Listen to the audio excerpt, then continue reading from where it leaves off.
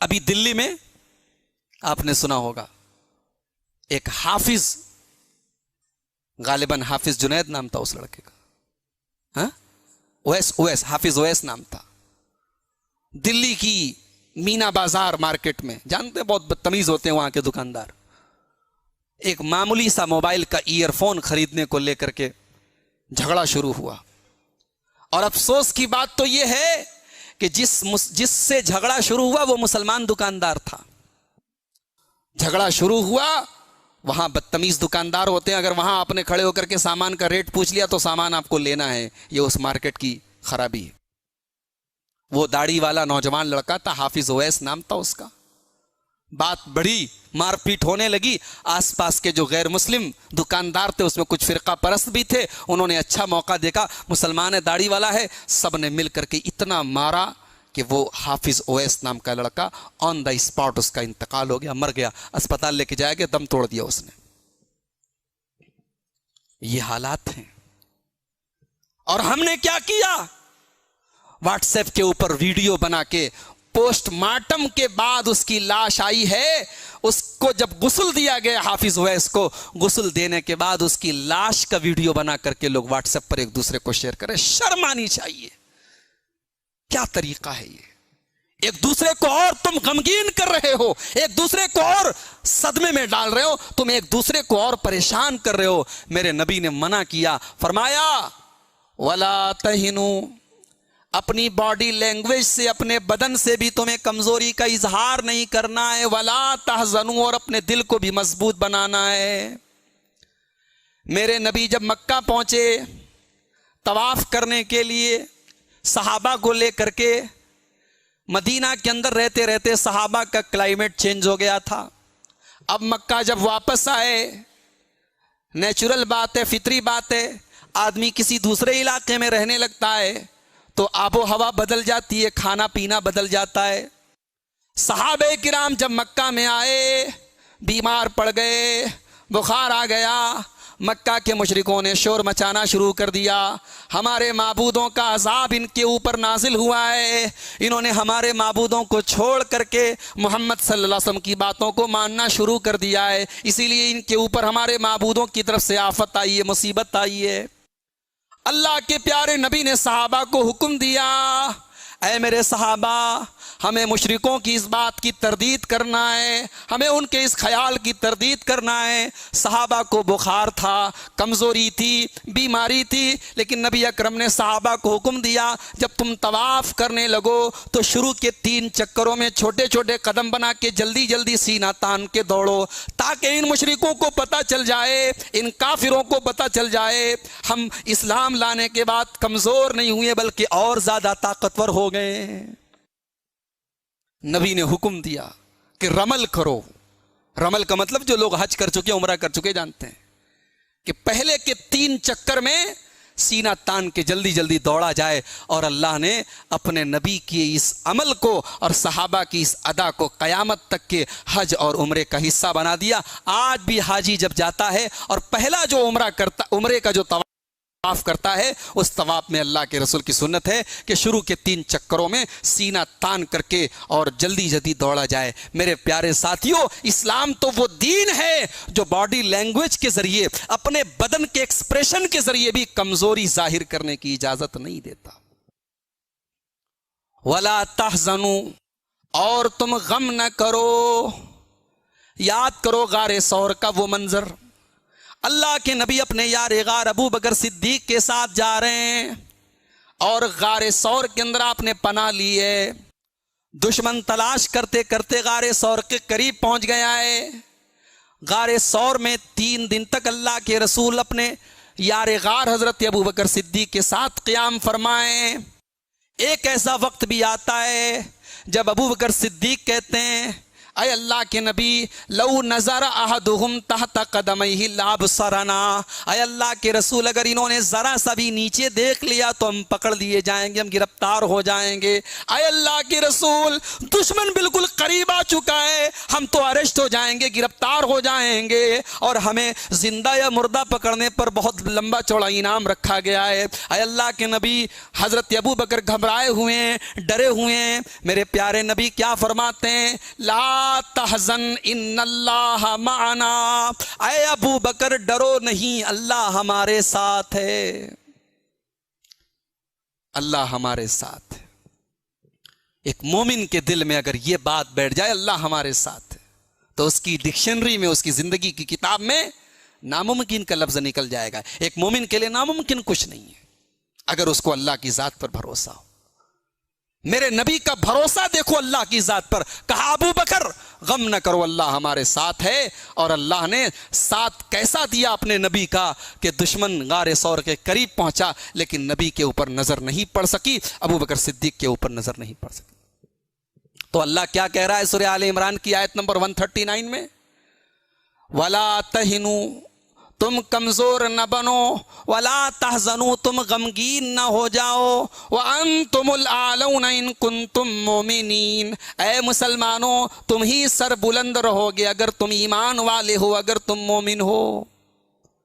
آج دنیا میں اربوں کی تعداد میں مسلمان موجود ہیں، وسائل کی کمی نہیں، دولت کی کمی نہیں، مگر حالات کیا ہیں؟ ہمارے جان و مال کی کسی کو کوئی پرواہ نہیں ہے۔ ایک ایک مہینے تک لوگ اپنے اپنے گھروں میں قید ہیں، دنیا سے ان کا کنیکشن ٹوٹا ہے، اور کسی کو کوئی فرق پڑنے والا نہیں ہے، کسی کو ان کی کوئی پرواہ نہیں ہے۔ آج اتنی ذلت و رسوائی کیوں ہے میرے پیارے ساتھیوں؟ جب قرآن میں اللہ وعدہ کر رہا ہے وَأَنْتُمُ الْأَعْلَوْنَ إِن كُنتُم مُؤْمِنِينَ، اے مسلمانوں تم ہی سر بلند رہو گے اگر تم مومن رہو گے۔ کیوں ایسا ہو رہا ہے؟ اس کیوں کا جواب آج ہم اس پر غور کریں گے کہ کیوں ایسا ہو رہا ہے۔ جب اللہ نے وعدہ کیا ہے کہ تم سر بلند رہو گے تو آج ہم ذلیل کیوں ہیں؟ ہم پریشان کیوں ہیں؟ ہم مارے کیوں جا رہے ہیں؟ ہم ذلیل کیوں کیے جا رہے ہیں؟ ہماری عزتیں کیوں نیلام ہو رہی ہے؟ ہمارے ساتھ یہ حادثات کیوں ہو رہے ہیں؟ آئیے اس کو ایک دوسری آیت کی روشنی میں سمجھتے ہیں۔ سورہ نور کی آیت نمبر 55، قرآن کریم کا 18واں پارہ، سورہ نور آیت نمبر 55 اللہ فرماتا ہے وَعَدَ اللَّهُ الَّذِينَ آمَنُوا مِنْكُمْ وَعَمِلُوا الصَّالِحَاتِ لَيَسْتَخْلِفَنَّهُمْ فِي الْأَرْضِ كَمَا اسْتَخْلَفَ الَّذِينَ مِنْ قَبْلِهِمْ وَلَيُمَكِّنَنَّ لَهُمْ دِينَهُمُ الَّذِي ارْتَضَىٰ لَهُمْ وَلَيُبَدِّلَنَّهُمْ مِنْ بَعْدِ خَوْفِهِمْ أَمْنًا۔ اے مسلمانوں، اللہ کا وعدہ ہے، اللہ اپنے ایمان والے بندوں کی اور نیک عمل کرنے والے بندوں کی مدد ضرور کرے گا، ان کو زمین کے اندر اقتدار دے گا، زمین کا خلیفہ بنائے گا۔ وَلَيُمَكِّنَنَّ لَهُمْ دِينَهُمُ الَّذِي ارْتَضَىٰ لَهُمْ، اللہ ان کے دین کو غالب کرے گا، ان کا دین کبھی مغلوب نہیں ہوگا۔ وَلَيُبَدِّلَنَّهُمْ مِنْ بَعْدِ خَوْفِهِمْ أَمْنًا، اور اللہ ان کو خوف کی جگہ امن و شانتی دے گا۔ شرط کیا ہے؟ یعبدوننی، وہ صرف اور صرف میری عبادت کریں، لا یشرکون بی شیئا، میرے ساتھ شرک نہ کریں۔ اس آیت میں اللہ نے 3 کنڈیشن بتائی ہے مدد کرنے کی، کہ ہم مدد کریں گے لیکن 3 کنڈیشن ہے۔ 3 چیزیں تمہارے اندر ہوگی تو ہم مدد کریں گے، تمہیں ذلیل نہیں ہونا پڑے گا، تمہیں پریشان نہیں ہونا پڑے گا۔ کون سی 3 کنڈیشن ہے؟ نمبر 1، تم ایمان والے بن جاؤ۔ آج ہم سب اپنے ایمان کا جائزہ لیں۔ ایمان کی حالت کیا ہے ہمارے؟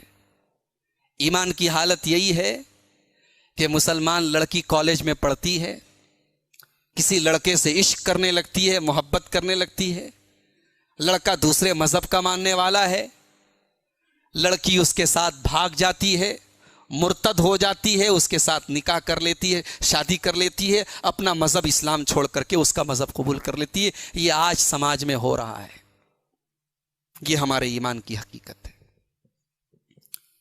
کہیں ووٹر کارڈ میں نام نہیں ہے مسلمان کا، ووٹر کارڈ میں نام بنوانے کے لیے مرتد ہو رہا ہے، اسلام چھوڑ رہا ہے۔ اسلام اتنی سستی چیز ہے میرے بھائیو، ایمان اتنی سستی چیز ہے۔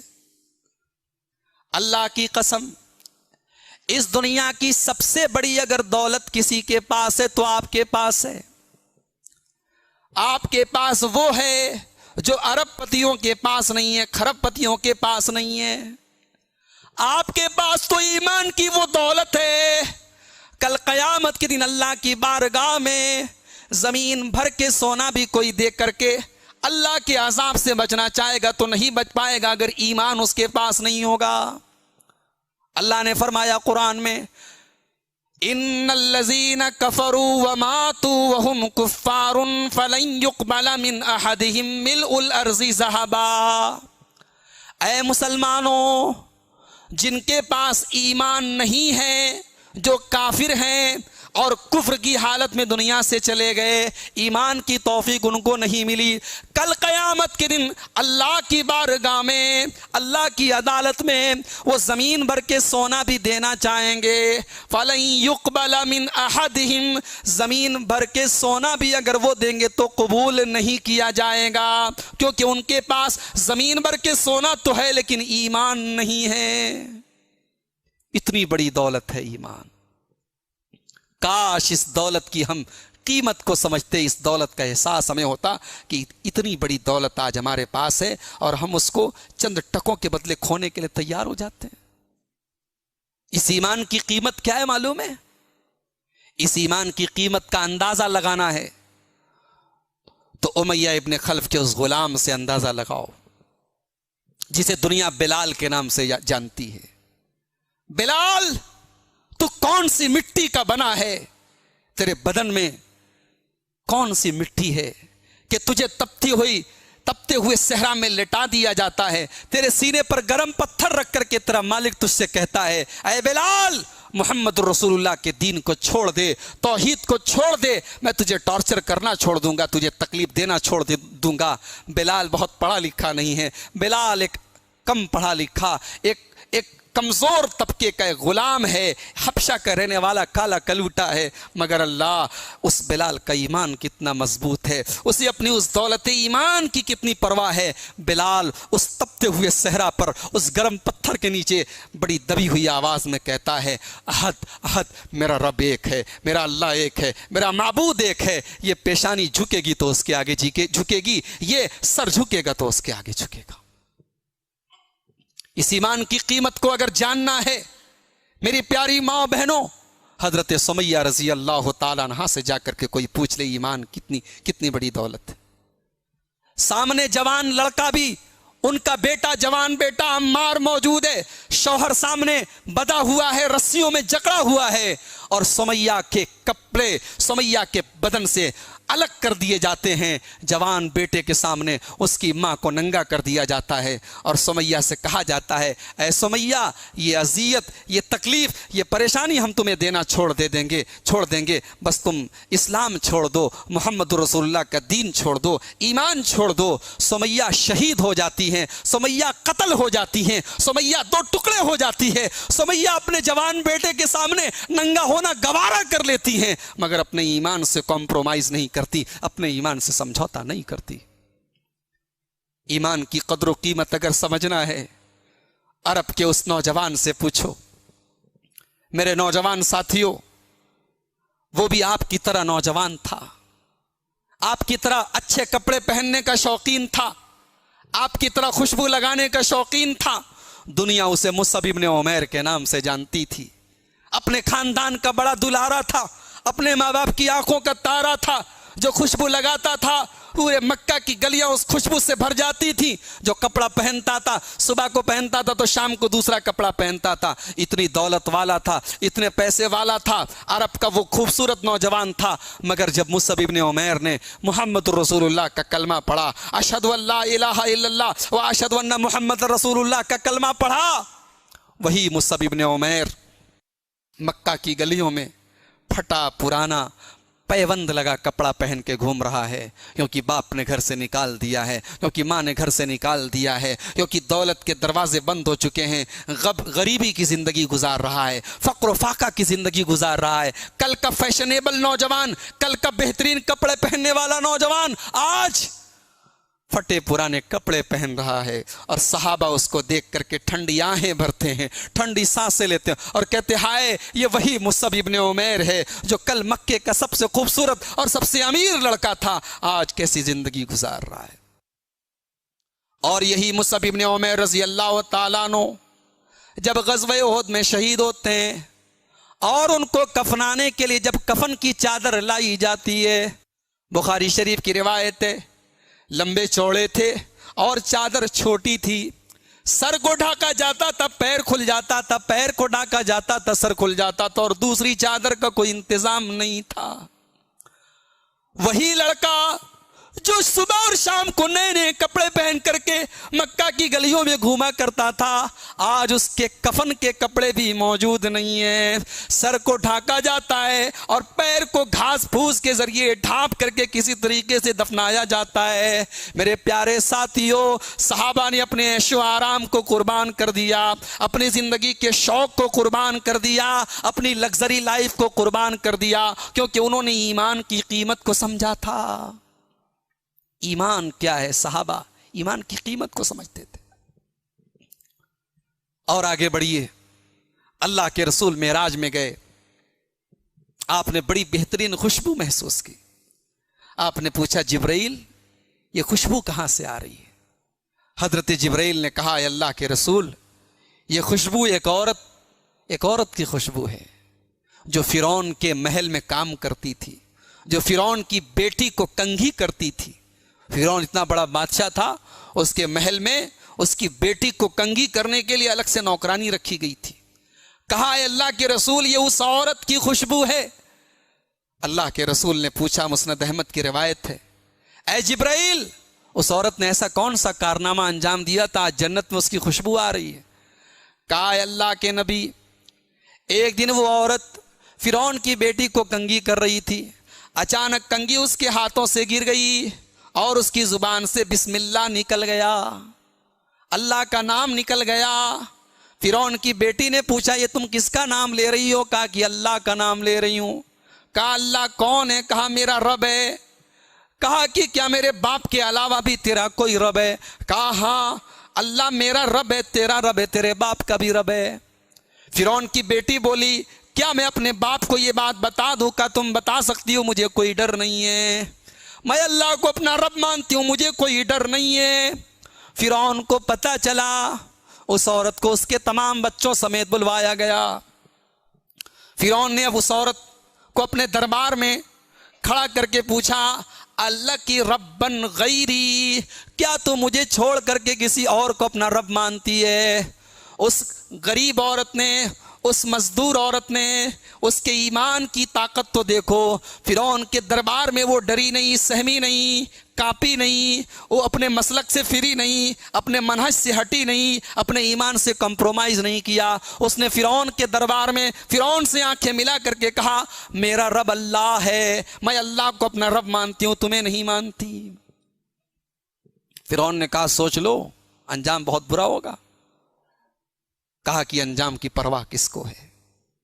फिरौन ने आग तैयार की, मुस्नद अहमद के अल्फाज हैं, आग तैयार की गई और हुक्म दिया गया, इस औरत को और इसके तमाम बच्चों को आग में डाल दिया जाए। एक एक करके उस औरत के सारे बच्चों को उसकी आंखों के सामने आग में डाल दिया गया। आखिर में वो औरत बची और उसका दूध पीता मासूम बच्चा बचा। सारे बच्चे आंखों के सामने आग में जल करके राख, अब आखिर में दूध पीता बच्चा बचा है। मां की ममता, बहरहाल मां मां होती है। औरत झिझकने लगी, कदम पीछे हटने लगे कि अपने मासूम बच्चे को कैसे अपनी आंखों के सामने जलता हुआ देखूं। अल्लाह के रसूल सल्लल्लाहु अलैहि वसल्लम फरमाते हैं, अल्लाह ताला ने उस दूध पीते बच्चे को कुव्वत गोयाई दे दी। वो दूध पीता बच्चा अपनी मां की गोद में बोला, یا امی اقتحمی فإن عذاب الدنیا اہون من عذاب النار، اے ماں تو اس آگ میں کود جا، کیونکہ جہنم کے عذاب سے یہ آگ ہلکی ہے، یہ آگ برداشت کی جا سکتی ہے، جہنم کی آگ برداشت نہیں کی جا سکتی۔ بچے نے اپنی ماں کا حوصلہ بڑھایا اور عورت اپنے بچے سمیت آگ میں کود گئی۔ میرے پیارے ساتھیوں، یہ ایمان وہ دولت ہے جس کے لیے جان بھی قربان کی جا سکتی ہے، جس کے لیے بچے بھی قربان کیے جا سکتے ہیں، جس کے لیے زندگی کی پراپرٹی اور زندگی کا مال قربان کیا جا سکتا ہے۔ ہم اور آپ معاف کیجئے اس ایمان کی قدر و قیمت سے بے خبر ہیں۔ آج ہمارا ایمان بڑے کمزور حالت میں، جیسے موبائل ہوتا ہے نا، جب اس کی چارجنگ ختم ہو جاتی ہے، ایمان بھی فل چارج ہوتا ہے اور ایمان کی چارجنگ بھی لو اور فاسٹ ہوتی ہے، اپ ڈاؤن ہوتی ہے، ایمان بڑھتا اور گھٹتا ہے۔ ہمارا ایمان بڑے کمزور درجے میں ہے، ہمارا ایمان بہت کمزور درجے میں جا چکا ہے۔ ذرا قرآن اٹھاؤ، اللہ کہتا ہے ایمان والے کون ہیں؟ اللہ کہتا آؤ میرے بندوں میں تمہیں بتاتا ہوں ایمان والے کون ہیں۔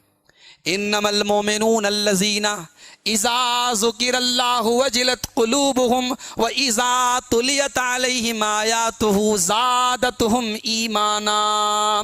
میرے بندو، میرے مومن بندے تو وہ ہیں جب ان کے سامنے ہماری آیتیں پڑھی جاتی ہیں، جب قرآن پڑھا جاتا ہے ان کا ایمان بڑھ جاتا ہے۔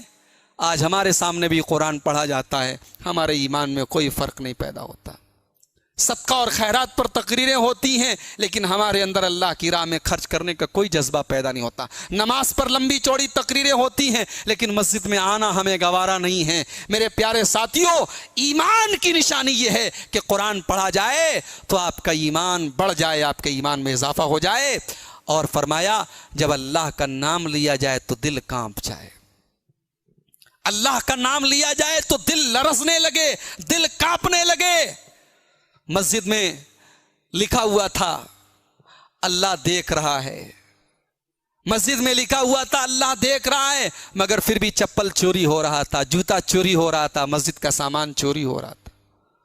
ایک ہفتے کے بعد مسجد کی کمیٹی والوں نے مسجد میں کیمرہ لگا دیا اور پرچے پر لکھ دیا کیمرہ لگا ہوا ہے، چپل چوری ہونا بند ہو گیا، سامان چوری ہونے بند ہو گئے۔ اللہ کا ڈر نہیں ہے، کیمرے کا ڈر ہے۔ یہ آج ہمارے ایمان کا حال ہے۔ وَإِذَا ذُكِرَ اللَّهُ وَجِلَتْ قُلُوبُهُمْ، ایمان کی نشانی تو یہ ہے کہ جب اللہ کا نام لیا جائے تو انسان لرز جائے، کانپ جائے۔ قرآن کی تلاوت ان کے کانوں میں پڑی، صحابہ اور تابعین کے کانوں میں قرآن کی آیت پڑی تو ان کے دل کی دنیا بدل گئی۔ ڈاکو ڈاکہ ڈالنے کے لیے گیا، کسی مکان کی چھت پر گیا، کوئی بیٹھ کر کے اپنے گھر میں قرآن کی تلاوت کر رہا تھا اور قرآن کی تلاوت اس ڈاکو کے کانوں میں پڑ گئی، اللہ کے کلام کی یہ آیت پڑ گئی، الم یان للذین آمنوا ان تخشع قلوبہم لذکر اللہ۔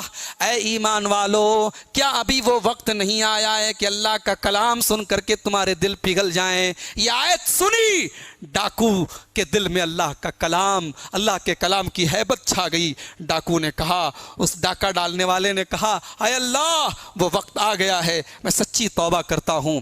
اور اس نے ڈاکہ ڈالنا چھوڑ دیا، چوری کرنا چھوڑ دیا اور اللہ کا نیک بندہ بن گیا۔ میرے بھائیوں، اللہ کا ذکر سن کر، اللہ کا کلام سن کر دل کی دنیا بدل جائے تب سمجھ جاؤ کہ ایمان موجود ہے۔ تو ہم نے جو اللہ نے 3 کنڈیشن بتائی تھی، ہم تینوں کنڈیشن پر کھڑے نہیں اتر رہے ہیں۔ پہلی کنڈیشن اللہ نے کہا کہ تم اپنے اندر ایمان پیدا کرو، ہم تمہاری مدد کریں گے۔ اور دوسری کنڈیشن، اپنے عمل کو نیک کر لو۔ آج عمل ہمارا کیسا ہے؟ آج ہمارا عمل کیسا ہے؟ شراب کے اڈوں پہ کیا مسلمان کی کمی ہے؟ کیا زناکاری کے اڈوں پر مسلمانوں کی کمی ہے؟ کیا برائیوں کے میدان میں مسلمانوں کی کوئی کمی ہے؟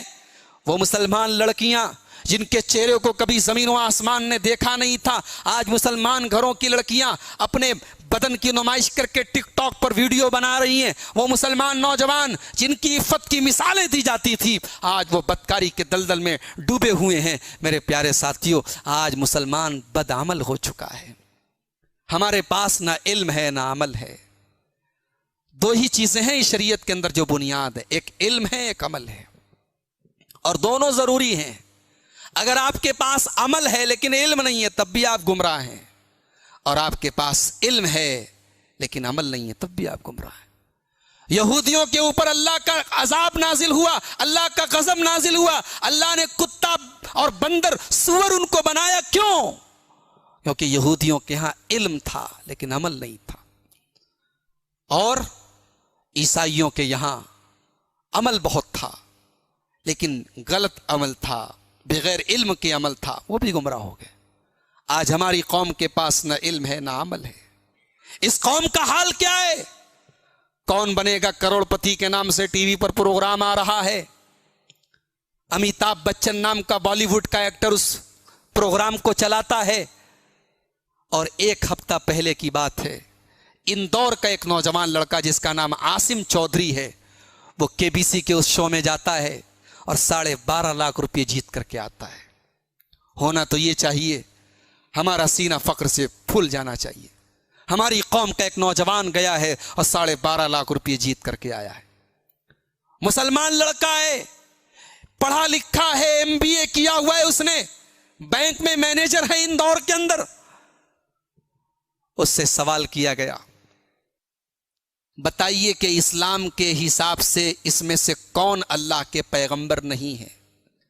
4 آپشن دیے گئے، اے حضرت موسیٰ، بی حضرت محمد صلی اللہ علیہ وسلم، سی حضرت آدم، اور ڈی حضرت جبرائیل۔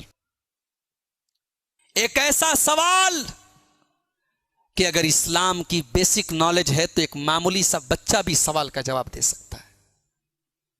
4 آپشن دیے گئے، موسیٰ، آدم، محمد صلی اللہ علیہ وسلم اور جبرائیل۔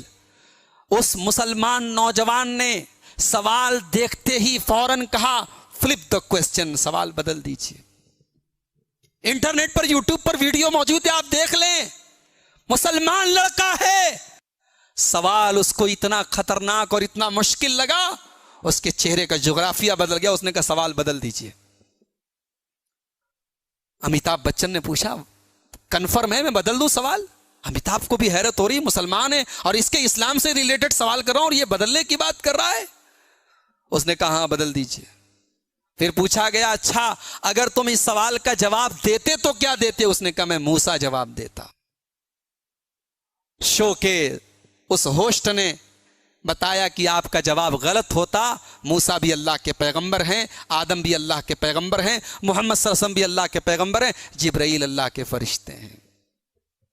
سوال کا جواب نہیں دے پایا، اور اسی کے بعد رامائن اور مہا بھارت سے متعلق سوال کیا گیا، بغیر کوئی لائف لائن لیے اس نے فوراً جواب دے دیا۔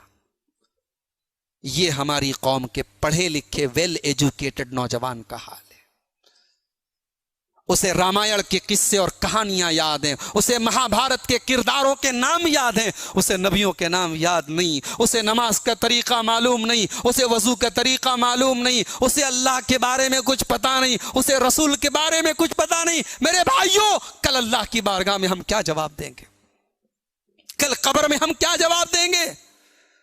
یہ ہماری قوم کے نوجوانوں کا حال ہے، اور ہم کہتے ہیں کشمیر میں ہمارے ساتھ یہ ہو رہا ہے، فلسطین میں ہمارے ساتھ یہ ہو رہا ہے، فلاں جگہ ہمارے ساتھ یہ ہو رہا ہے۔ اللہ کی مار ہمارے اوپر نہیں پڑے گی تو اور کیا پڑے گی؟ اللہ کے بارے میں کچھ نہیں معلوم۔ وضو کرنے بیٹھ جاؤ تو 90% لوگوں کو وضو کا طریقہ نہیں معلوم۔ باپ کا انتقال ہو جائے تو بیٹے کو جنازے کی نماز نہیں معلوم، جنازے کی نماز میں پڑھی جانے والی دعائیں نہیں معلوم۔ اس قوم کا حال ہے۔ اللہ ہماری اصلاح فرما دے میرے بھائیو۔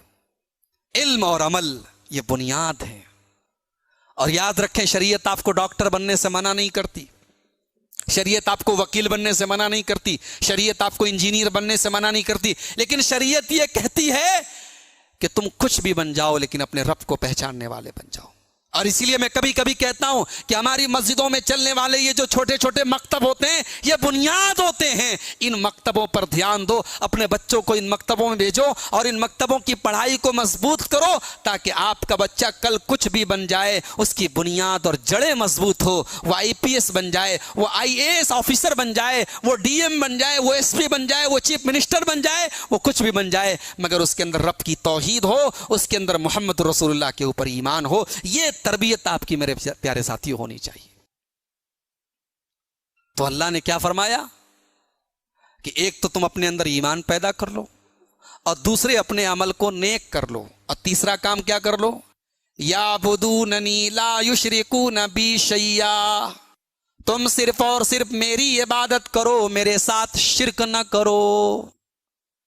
کاغذ کا تعزیہ بنایا جا رہا ہے، مسلمان عورتیں مسلمان مرد جا کر کے وہاں پہ سر جھکا رہے ہیں، دنیا اس کو اسلام سمجھ رہی ہے.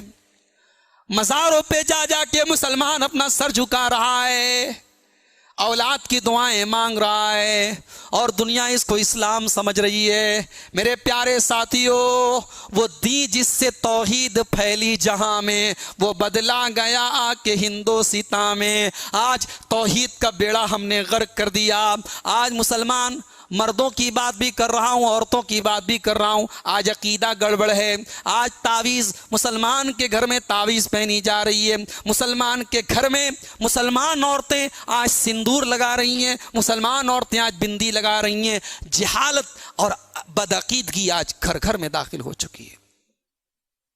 اور جناب محمد رسول اللہ صلی اللہ علیہ وسلم کی وہ پیشن گوئی بالکل صحیح ثابت ہو گئی.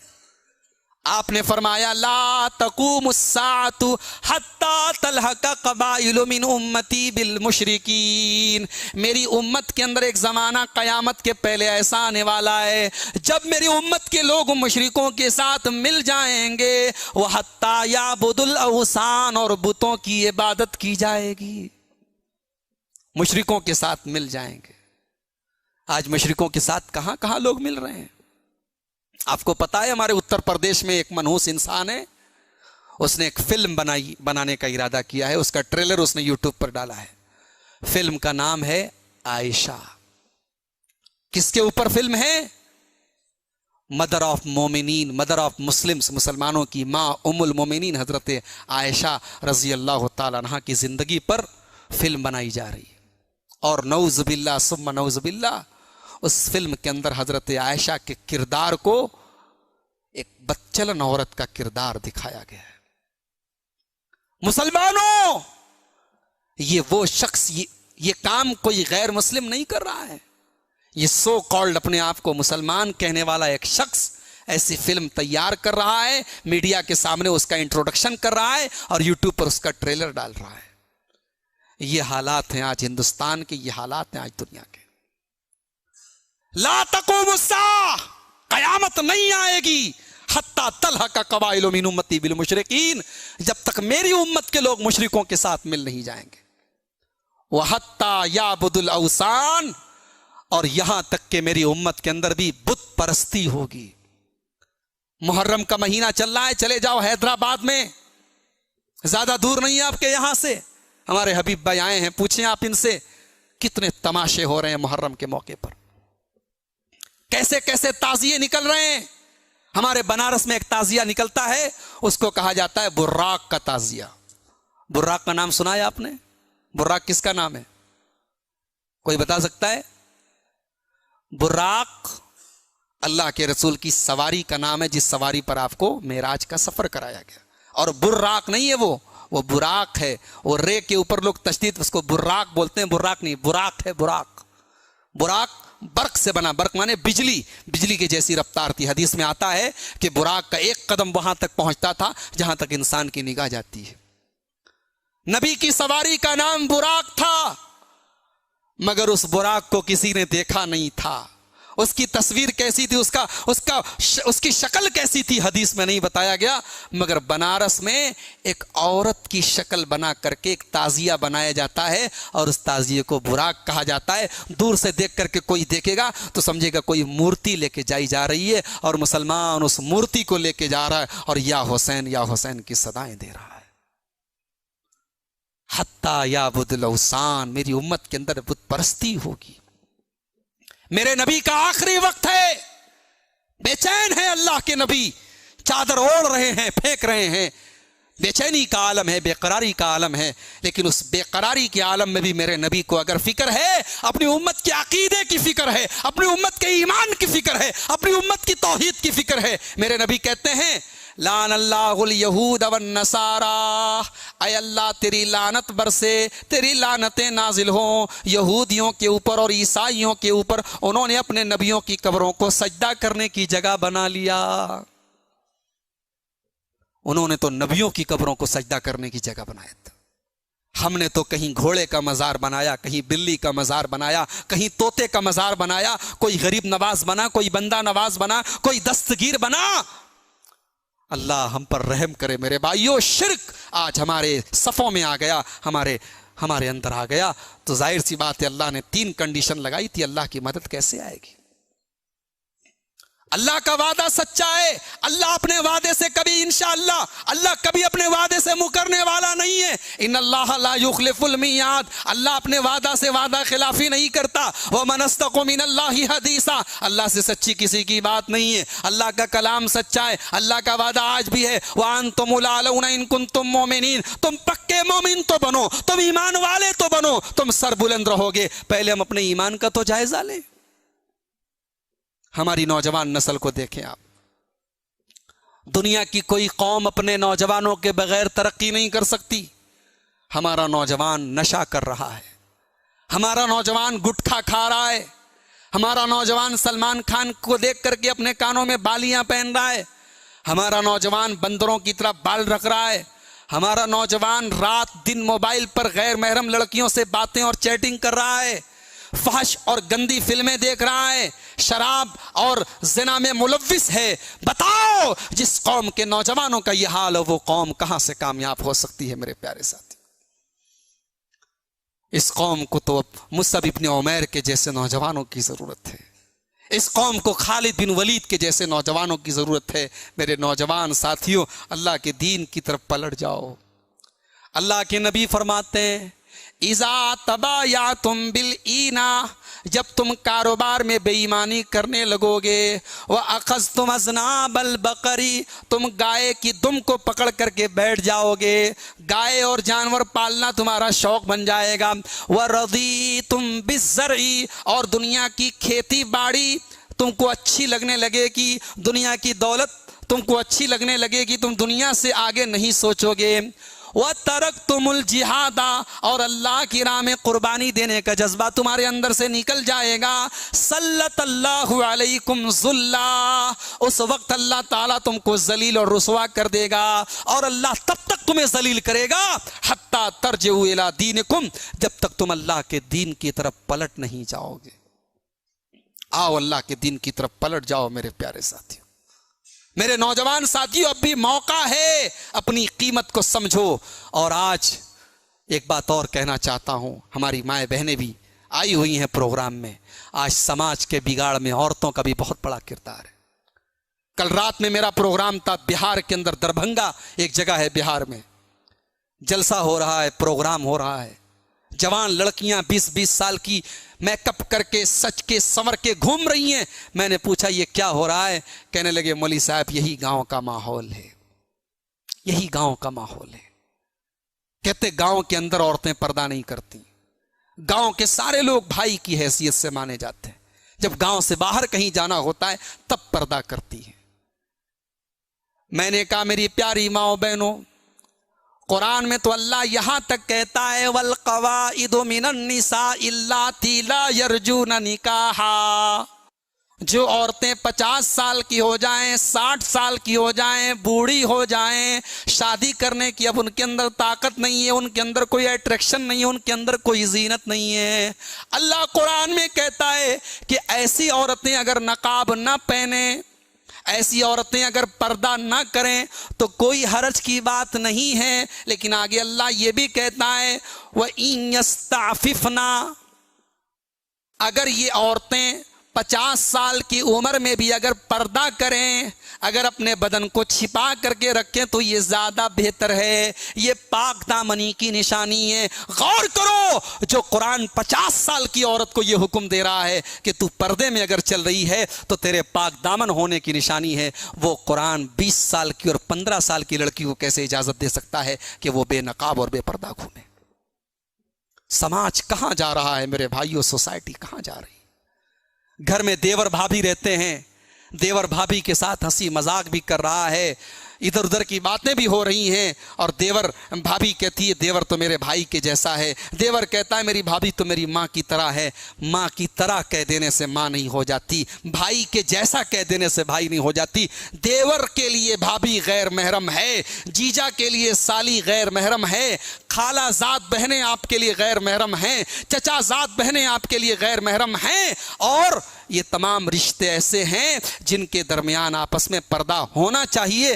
خالہ زاد بہن کو اپنے بھائی سے، خالہ زاد بھائی سے پردہ کرنا چاہیے، چچا زاد بہن کو اپنے چچا زاد بھائی سے پردہ کرنا چاہیے، اسے ایک لمٹ اور حد میں رہنا چاہیے، یہی قرآن نے بتایا ہے۔ مگر میرے بھائیو، آج آپ دیکھ لیں مسلمان عورتیں کہاں جا رہی ہیں، اور اب تو ماشاءاللہ پردے کے نام پر بھی ایسی بے پردگی ہو رہی ہے کہ مت پوچھیے۔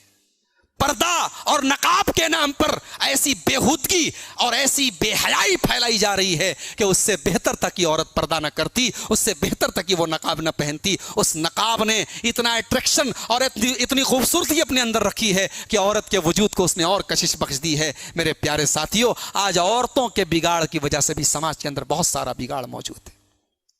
کتنی سماج کے اندر رسم و رواج ہیں، کتنی بری رسمیں ہیں جو ان عورتوں کی وجہ سے چل رہی ہیں۔ میں نے ابھی دیکھا، کل بہار میں بھی دیکھا اور آپ کے ساؤتھ میں بھی میں نے دیکھا ہے، کرناٹک کے علاقوں میں بھی دیکھا ہے کہ اہل حدیث گھروں کے مرد حضرات ہیں، اہل حدیث گھر کی فیملی ہے، لیکن شادی میں لمبا چوڑا جہیز لیا جا رہا ہے۔ لڑکے کا باپ، لڑکے کی ماں باقاعدہ جہیز کی ڈیمانڈ کر رہے ہیں۔ میرے بھائیوں، وہ لڑکی کا باپ، غریب باپ اپنی لڑکی کی پرورش کرے، اس کی روزی روٹی کا انتظام کرے، یا اس کے جہیز کا انتظام کرے، یا اپنے ہاتھوں سے اپنے گلے کو دبا کے خودکشی کر لے، کیا کرے؟ مجھے جواب دو۔ کتنی بیٹیاں ہیں جو اپنے باپ کے لیے بوجھ بنی ہوئی ہیں کیونکہ باپ کے پاس جہیز کا انتظام نہیں ہے۔ اور میں کہتا ہوں یہ جہیز ایک دن میں ختم ہو سکتا ہے، یہ رسم و رواج ایک دن میں ختم ہو سکتا ہے اگر ہمارا یہ نوجوان اپنے اندر خودداری پیدا کر لے، اپنے اندر یہ غیرت پیدا کر لے کہ ہاں میں نکاح کروں گا، سنت کے مطابق کروں گا، کوئی جہیز نہیں، کوئی لین دین نہیں، میں اپنی کمائی کے ذریعے اپنی بیوی کی چارپائی لاؤں گا، اپنی کمائی کے ذریعے اپنی بیوی کا بستر لاؤں گا، اپنی کمائی کے ذریعے اپنے گھر میں الماری لاؤں گا، مجھے نہیں چاہیے سسرال کی بائک، مجھے نہیں چاہیے سسرال کی کار۔ اگر یہ غیرت ایک مسلمان نوجوان پیدا کر لے اور مسلمان عورت اگر اپنے اندر یہ جذبہ پیدا کر لے، مجھے اپنے گھر میں بہو لانی ہے، دیندار عورت لانی ہے، نیک عورت لانی ہے، مجھے نہیں چاہیے جہیز، میرے بھائیوں رسم و رواج کی یہ بیڑیاں ختم ہو سکتی ہیں۔ تو وَأَنْتُمُ الْأَعْلَوْنَ إِن كُنتُم مُؤْمِنِينَ، تم سر بلند رہو گے اگر تم ایمان والے بن جاؤ۔ ایمان کا تقاضا یہ بھی ہے ہمارا نوجوان اپنی اصلاح کر لے، ایمان کا تقاضا یہ بھی ہے ہماری مائیں بہنیں اپنی اصلاح کر لیں۔ اور ایک آخری پوائنٹ پر ہم بات کر کے بات اپنی ختم کریں گے۔ اس وقت جو حالات ہندوستان کے ہیں میرے پیارے ساتھیوں، مسلکی اختلاف اور آپس کے فرقوں میں ہم جو بٹے ہوئے ہیں، ضرورت اس بات کی ہے، اب وہ وقت آ چکا ہے کہ ہم ان سارے اختلافات کو مسجد اور مدرسے کی حد تک محدود رکھیں۔ جہاں امت کی بات آئے، جہاں ملت کی بات آئے، ہم ایک پلیٹ فارم پر کھڑے ہو جائیں، ہم ایک امت بن کر کے کھڑے ہو جائیں، کیونکہ آج ہمارے آپس میں بٹنے کا اور فرقوں میں بٹنے کا بھی آج دشمن فائدہ اٹھا رہا ہے۔ شاعر نے بڑی سچی بات کہی ہے، ایک ہو تو بن سکتے ہو خورشید مبیں، ورنہ ان بکھرے ہوئے تاروں سے کیا بات بنے۔ ایک بن جاؤ میرے پیارے ساتھیوں، اختلافات کو ختم کر کے آج امت کو ایک پلیٹ فارم پر آنے کی ضرورت ہے۔ آج اگر کشمیر کے اندر ہمارا مسلمان بھائی تکلیف میں ہے تو شوراپور کے مسلمان کو بھی اس کا درد اور کرب محسوس ہونا چاہیے، بنارس کے مسلمان کو بھی اس کا درد و کرب محسوس ہونا چاہیے، کیونکہ نبی نے فرمایا مثل المؤمنین فی توادہم وتعاطفہم وتراحمہم کمثل الجسد الواحد اذا اشتکا منہ عضو تداعی لہ سائر الجسد بالسہر والحمى. اگر پوری دنیا کے مسلمان ایک انسان کے شریر کی طرح ہیں، ایک انسان کی باڈی کی طرح ہیں، اگر ایک مسلمان کو بھی تکلیف پہنچے تو ساری دنیا کے مسلمانوں کو اس کی تکلیف محسوس ہونی چاہیے. جیسے انسان کے شریر میں، انسان کے بدن میں اگر پاؤں میں کانٹا چبھتا ہے تو آنکھوں سے آنسو بہتے ہیں، پورا بدن بے چین ہو جاتا ہے. مسلمانوں، تمہیں ایک انسانی شریر کی طرح، ایک مانو شریر کی طرح، ایک ہیومن باڈی کی طرح، ایک انسان کے بدن کی طرح تمہیں ہو جانا چاہیے. اور یاد رکھو، یہ جو اختلافات آج ہمارے اندر ہیں، یہ اختلافات اللہ کا عذاب ہیں. یہ اختلاف امت کے لیے رحمت نہیں ہے، یہ فرقہ پرستی اللہ کا عذاب ہے. اللہ نے قرآن میں فرمایا قُلْ هُوَ الْقَادِرُ عَلَىٰ أَن يَبْعَثَ عَلَيْكُمْ عَذَابًا مِّن فَوْقِكُمْ أَوْ مِن تَحْتِ أَرْجُلِكُمْ أَوْ يَلْبِسَكُمْ شِيَعًا. میرے بندو، یہ اللہ کا عذاب ہے تمہارے اوپر کہ اللہ کبھی تم کو فرقوں میں بانٹ دیتا ہے، تمہیں ایک دوسرے سے لڑا دیتا ہے. کہیں برادری کا جھگڑا ہے، کہیں علاقے کا جھگڑا ہے، کہیں مسلک کا جھگڑا ہے. مسلمان آج مسلمان سے لڑ رہا ہے. میرے پیارے ساتھیوں، وَأَنْتُمُ الْأَعْلَوْنَ، تم سر بلند رہو گے کب؟ جب تم سچے مومن بنو گے. اور سچے مومن آپس میں ایک انسانی شریر کی طرح اور ایک انسانی باڈی کی طرح رہتے ہیں. آج ضرورت ہے اس بات کی کہ ہم اگر اللہ کے اس وعدے کو ہم اپنی آنکھوں سے پورا ہوتے ہوئے دیکھنا چاہتے ہیں تو ہم ان کنتم، اور اللہ نے یہ نہیں کہا ان تؤمنو نہیں کہا، ایمان لے آؤ نہیں کہا، ان کنتم مومنین، مکمل مومن بن جاؤ. مومنین کا لفظ اللہ نے استعمال کیا. ایسا نہ ہو کہ مسجد میں آؤ تو مومن بن جاؤ اور کاروبار کرنے کے لیے جب نکلو تو چوری بھی کرو، بے ایمانی بھی کرو. مسجد میں آؤ تو زور سے آمین بھی بولو، سینے پر ہاتھ بھی باندھو، رفع یدین بھی کرو، نبی کے طریقے کے مطابق، سنت کے مطابق نماز پڑھو. لیکن گھر میں بھائی بھائی سے جھگڑا کر رہا ہو، بھائی بہن میں بات چیت بند ہو، باپ بیٹے میں بات چیت بند ہو، ایسا نہیں ہونا چاہیے. میرے پیارے ساتھیوں، مکمل مومن بنو، یہودیوں کی طرح مت بنو. افتؤمنون ببعض الکتاب وتکفرون ببعض، کہ اپنی کتاب کے ایک حصے پر ایمان رکھتے ہیں اور ایک حصے کو نہیں مانتے. مکمل ایمان والے بنو. اللہ کا ڈر مسجد میں بھی ہو، اللہ کا ڈر گھر میں بھی ہو، اللہ کا ڈر کاروبار میں بھی ہو. بھائیوں کے ساتھ اپنے تعلقات صحیح کرو، پڑوسیوں کے ساتھ اپنے تعلقات صحیح کرو، اپنے اخلاق کو درست کرو، اپنے معاملات کو درست کرو، نمازوں کی پابندی کرو اور علم دین کو حاصل کرو. اسلام کی جو بیسک نالج ہے، نماز کا صحیح طریقہ کیا ہے، وضو کا صحیح طریقہ کیا ہے، نماز میں پڑھی جانے والی دعائیں کیا ہیں، اللہ کے بارے میں ہمارا کیا عقیدہ ہونا چاہیے، قبر میں کیا سوال کیا جائے گا. یاد رکھیے، یہ مولانا عبدالغفار سلفی کے صرف ان کے پڑھنے کی اور جاننے کی چیز نہیں ہے، یہ ہمارے علماء کرام کے صرف جاننے کی چیز نہیں ہے، یہ ہم سب کے جاننے کی چیز ہے. جو دین کا بیسک علم ہے اس کو حاصل کرو، علماء سے کانٹیکٹ میں رہو. اور بڑی ایک اہم بات آپ کو بتا رہا ہوں، سوشل میڈیا کا دور ہے، سوشل میڈیا کا دور ہے. آج انٹرنیٹ پر آپ کے ایمان اور عقیدے کو خراب کرنے والی بہت ساری طاقتیں موجود ہیں. آج انٹرنیٹ پر جھوٹے نبی بھی پیدا ہو رہے ہیں. آج انٹرنیٹ پر کوئی احمد عیسیٰ نام کا اپنے آپ کو نبی کا دعویٰ کرنے والا جھوٹا نبی پیدا ہو رہا ہے. کوئی شیخ محمد نام کا آدمی ہے جو قرآن کی اپنے حساب سے تفسیر کر کے قرآن کا مذاق بنا رہا ہے. کوئی انجینئر علی مرزا نام کا آدمی ہے جو صحابہ کے خلاف بغض اور نفرت کے بیج بو رہا ہے. میرے پیارے ساتھیوں، آپ ہوشیار بنیں، اپنے کانوں کے ساتھ ساتھ دل اور دماغ کے دروازے کھول کے رکھیں. آپ یاد رکھیں کہ یوٹیوب کے اوپر کسی کی تقریر کا ہونا، کسی کے بیان کا ہونا اس بات کی دلیل نہیں ہے کہ وہ صحیح ہو گیا. کسی کے سننے والے اگر لاکھوں اور کروڑوں کی تعداد میں، یہ اس بات کی دلیل نہیں ہے کہ وہ صحیح ہے. علماء سے رابطہ کریں، مولوی صاحب فلاں آدمی کی تقریر یوٹیوب پر موجود ہے، اس کا عقیدہ کیا ہے، اس کا منہج کیا ہے. انسان کی بنیاد عقیدہ ہوتی ہے، انسان کی بنیاد اس کا منہج ہوتی ہے. اگر عقیدہ ٹھیک نہیں ہے، منہج ٹھیک نہیں ہے، تقریر کرنے کا انداز بہت اچھا ہو، بیان کرنے کا انداز بہت پیارا ہو، لیکن وہ آدمی صحیح نہیں ہے. وہ 100 باتوں میں 90 باتیں صحیح بولے گا، 10 باتیں غلط ملا کر کے بول دے گا. تو بہت احتیاط کی ضرورت ہے میرے بھائیوں. اور ملک کا جو ماحول چل رہا ہے، جذبات میں کوئی قدم بھی ہمیں نہیں اٹھانا ہے. آج میں جاتا ہوں ہندوستان میں، کہیں لوگ پوچھتے ہیں مولوی صاحب ان حالات میں ہم کیا کریں. یاد رکھیں، میں بڑی ذمہ داری کے ساتھ یہ بات کہہ رہا ہوں کہ ہم ہندوستان کے اندر جتنی بھی پریشانی میں ہیں، جتنی بھی مصیبت میں ہیں، اس کا حل قانون کے دائرے میں اور آئین کے دائرے میں رہ کر کے ہمیں تلاش کرنا ہے۔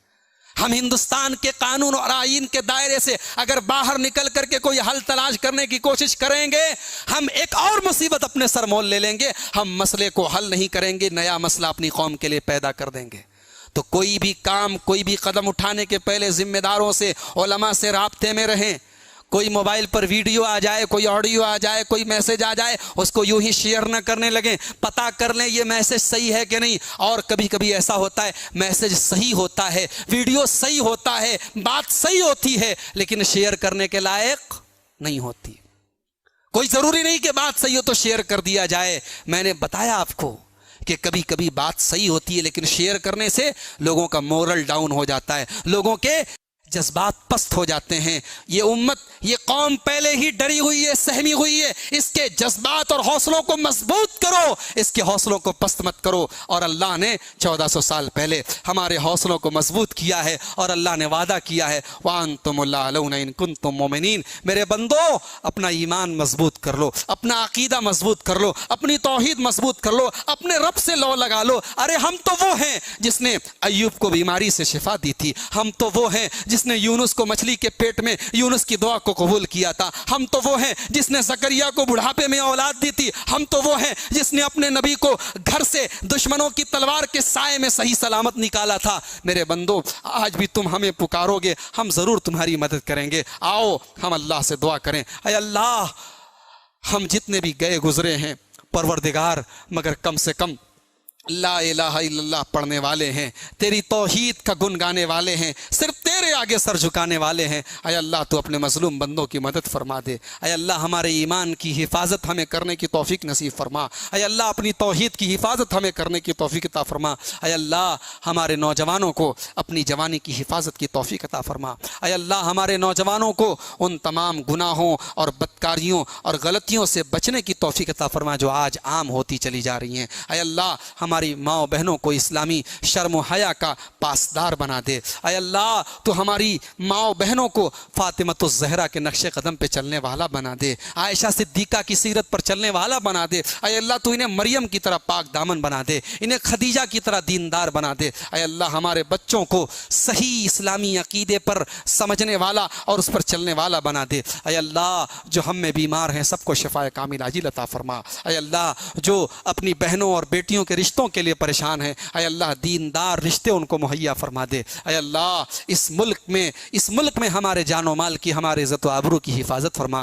اے اللہ، کشمیر میں ہمارے بھائی 35-36 دنوں سے اپنے گھروں میں محصور ہیں، دنیا سے ان کا رابطہ ٹوٹا ہے، وہ کس حال میں ہیں، ان کے پاس گھر میں اناج ہے کہ نہیں، ان کے پاس دوائیں ہیں کہ نہیں، ان کے بچے کس حال میں ہیں، اے اللہ ہمیں معلوم نہیں۔ اے پروردگار، جس طریقے سے ہم امن اور سکون کے ساتھ ہیں، پروردگار ہمارے ان بھائیوں کو بھی امن اور سکون کی زندگی نصیب فرما دے۔ اے اللہ، تو ان کو بھی امن اور چین کی زندگی نصیب فرما دے۔ اے اللہ، ہمارے ملک کی حفاظت فرما، ہمارے وطن کی حفاظت فرما۔ اس وطن کے امن اور چین کو جو لوگ بگاڑنا چاہتے ہیں، اس وطن کے اندر آپس کے امن اور سکون کو خراب کرنا چاہتے ہیں، پروردگار تو ایسے لوگوں کو ناکام کر دے، ایسی طاقتوں کو ناکام کر دے۔ الہ العالمین، ہماری مسجدوں کی حفاظت فرما، ہمارے علماء کی حفاظت فرما، ہمارے دینی مدارس کی حفاظت فرما۔ الہ العالمین، ہمارے جان و مال کی حفاظت فرما۔